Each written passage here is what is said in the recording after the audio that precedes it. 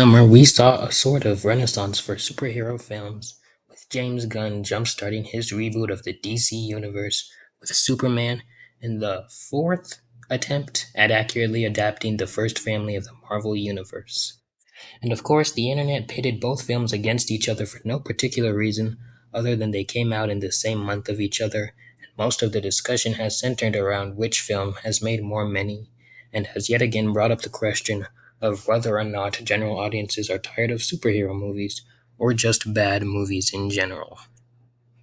With the biggest argument for superhero fatigue being the recent continuous streak of box office flops the MCU has suffered, and Fantastic Four may not be struggling at the box office as much as Thunderbolts, but it did certainly didn't perform as well as most people expected it to against Superman, which will most likely end up being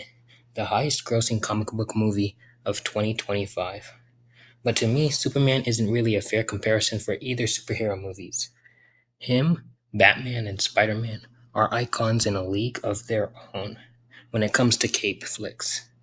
No matter how many times any of these three reboots, people will flock to the theater for them simply because they're that beloved by the general audience. But the same cannot be said for more obscure characters. For example, Thunderbolts was widely praised by critics and audiences as one of the best Marvel movies in a long time,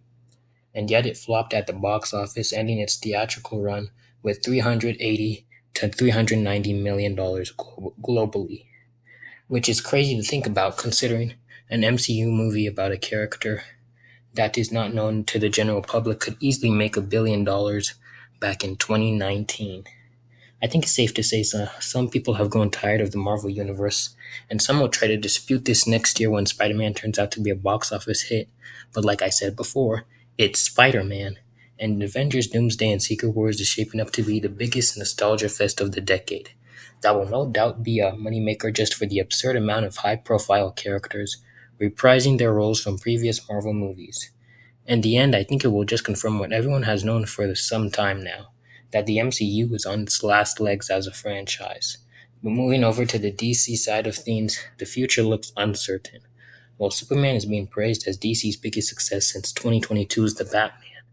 the rest of the current slate of the DCU seems to be full of potential hits and misses. With Supergirl and Clayface releasing next year, it will be interesting to see if they can continue being box office successes like Superman, or will it become clear that the only superhero movies the general audience cares about these days are the big three or nostalgia fests?